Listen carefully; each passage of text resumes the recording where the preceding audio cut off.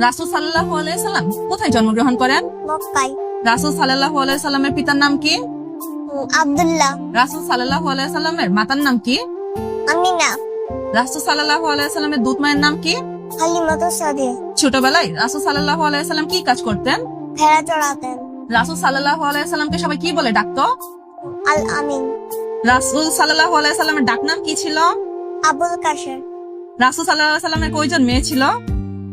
5 জন। পবিত্র কোরআনে মুহাম্মদ নামটি কয়বার এসেছে?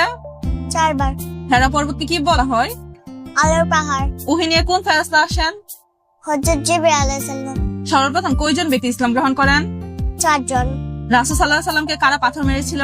তাইবাসী। মসজিদুল আকসা কোথায় অবস্থিত? বর্তমান ফিলিস্তিনে। নবীজি সাল্লাল্লাহু আলাইহি সাল্লামকে কারা হত্যা পরিকল্পনা করেন? মক্কার নেতারা।